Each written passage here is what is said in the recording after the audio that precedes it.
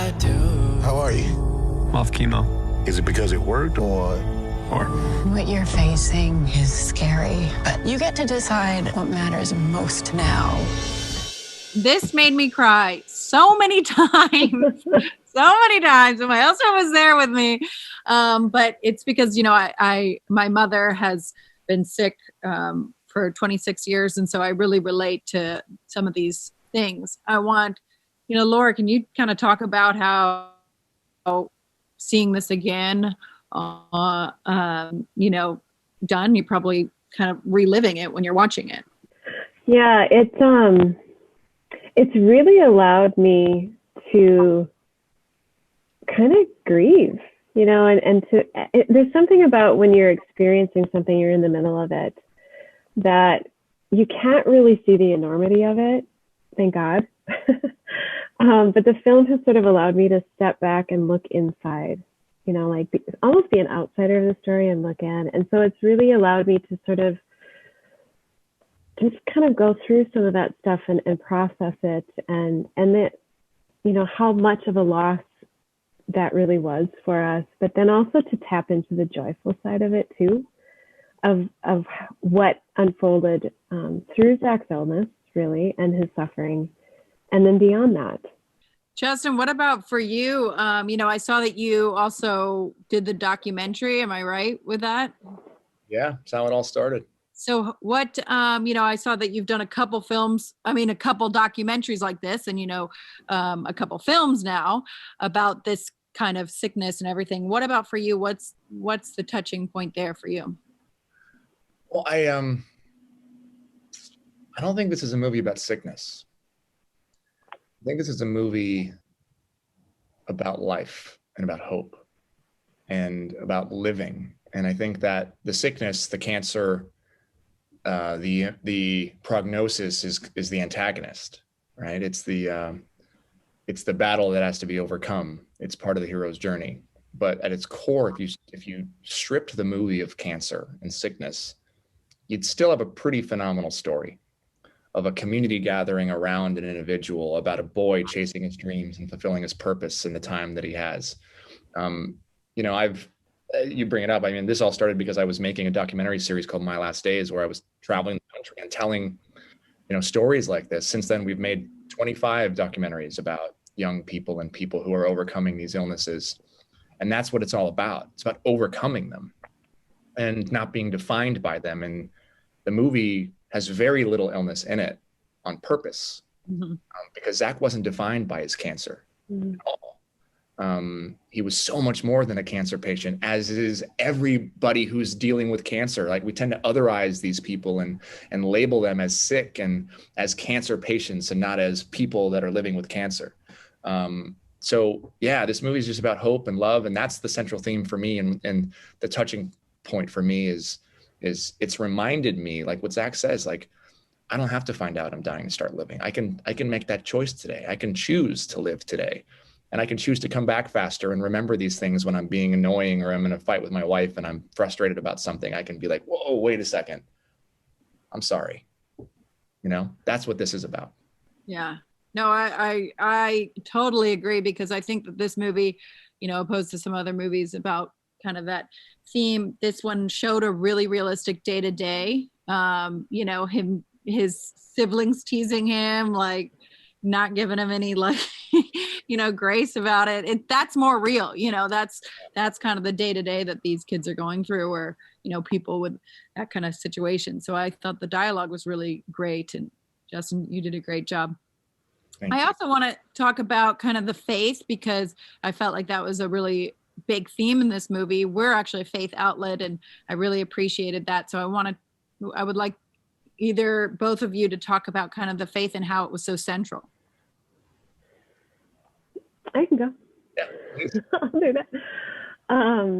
Yeah, I really wanted, not only through the movie, I also wrote a book called Clouds, a Memoir. And so in writing that book, and then I love you, Justin. I really wanted to show how, like, faith is a character in the movie, and that might be too trite to characterize it that way, but it's in our lives. It's how we move in the world. And I just wanted people to sort of see what that looks like. And coupled with this really messy, clunky family, this family that's not perfect. We don't do this perfectly all the time. We mess up all the time. But that's okay, because that's part of faith too. You kind of stumble along sometimes. And so I really wanted to be able to show, and I'm so grateful to Justin for doing this so beautifully in the film. It's there. It's part of our lives. It's how we move in the world, but we don't have to beat you over the head with it. Like, if you want to look under the hood a little bit and see how we do this, this is how we do this. This is how faith plays out in our lives, and learn from it. And Justin, for you, adding that bit in, can you talk about, the purpose for you to add faith into the movie? Faith is the central governing force of both of our lives.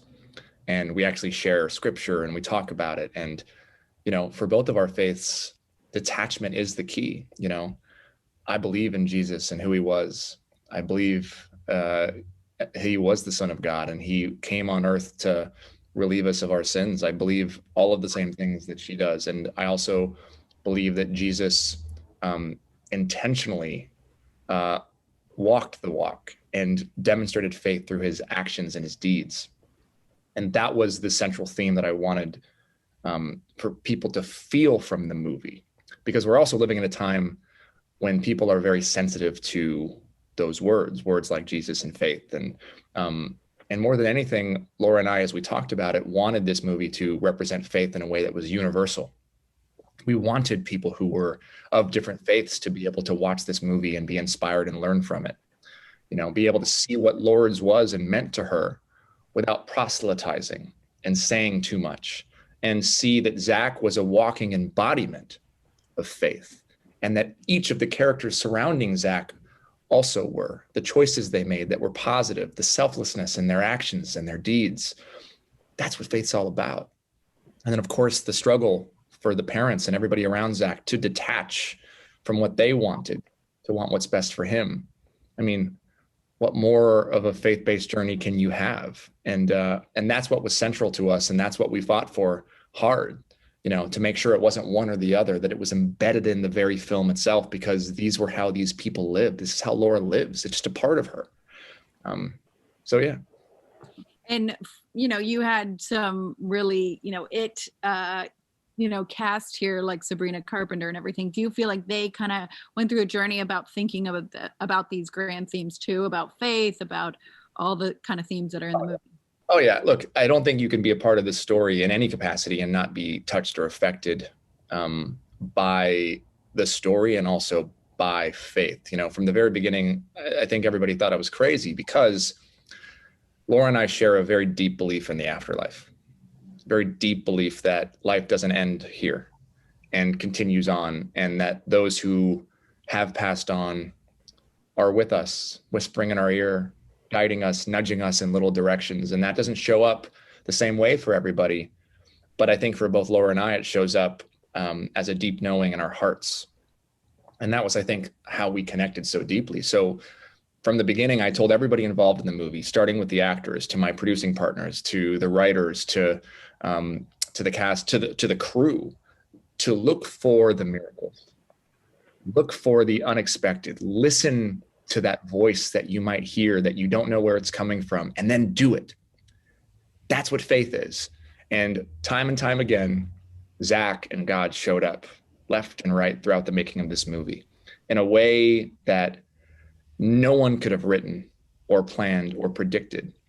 And everybody was touched. By the end of this movie, people who didn't have faith started to have it. People who didn't believe in an afterlife suddenly had to believe in it. And whether they know it or not, started practicing faith, which at the end of the day is deeds over words, and started living like that. And I think, and I hope that then by watching the movie, being a recipient of the message and of the walking example of faith that Laura and Zach and everybody were, that then people can start to open their hearts to the possibility of more for themselves. I love that. And I was also moved by the time where they went on their trip to Lourdes. And can you kind of explain what that moment really was to your family, Laura? Yeah. It was something I struggled with, because I don't really understand like the economy of miracles, so to speak, like how do you get those? And, so I did struggle with just, do we go to Lourdes? Does this make sense? But we were given a tremendous opportunity, and so we took it.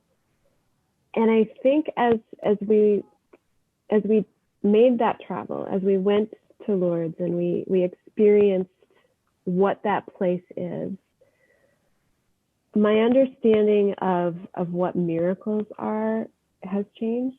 Oftentimes we're looking for the physical thing. Mm-hmm. We want healing. We want what is physical to be changed in some way. And what I came away understanding was, and upon reflection, and I think Justin again captured this so beautifully in the film, is sometimes the bigger miracles don't look like the ones we're actually seeking. And I think that's what we walked away with as a family. We walked away with a renewed sense of just hope, peace, and tremendous grace. And it was after that visit that things really changed in Zach's life. He didn't physically get better, he physically got worse.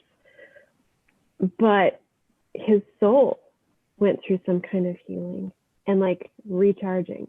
And he was able to just really open that part of himself up. And that's when he started writing songs.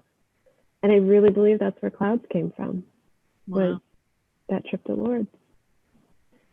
What about Justin, for you, when you all were filming that part? Was it a moment that people kind of got goosebumps and stuff? I mean, it was you did it beautifully. Oh, thank you. Again, so much of what you see in the movie wasn't even in the script. And that's because, as we approached the making of this film, I wanted to leave space for my co-director, which was Zach, to tell me what he wanted. Just the idea of the hands, the helpers who were assisting Laura and Zach, just having them be singers and having them sing a song. Like, all of these things were happening as we were producing and making the movie. They weren't technically in the script. And having that be a musical moment, and having them singing at different times and kind of building together was something that actually came to me right before we started filming. And we changed the whole thing right before. So the goal was to show how profound the experience was and create a shift and kind of take the movie in like this upward, trajectory to show that, well, that was the moment that things changed, even if that wasn't the miracle that Laura was expecting, as she talks about. So if you look at the trajectory of the film, everything changes for Zach right when he has that experience. But we don't know what that means. But when you get to the end of the movie and you see him looking out over that sea of people, and you see thousands of people who know who he is and a community that's come together for him and lifting him up, which is really what the ending of the movie is. It's symbolic to what really happened. You realize that was the miracle. So it was about creating an emotional moment that was spiritual and impactful, that gave you goosebumps when you watched, without beating you over the head with, Bible verses, so to speak, because we wanted to make sure this was available to everybody. Because what some people take for granted, others are fighting for. And believe me, I'm a fighter.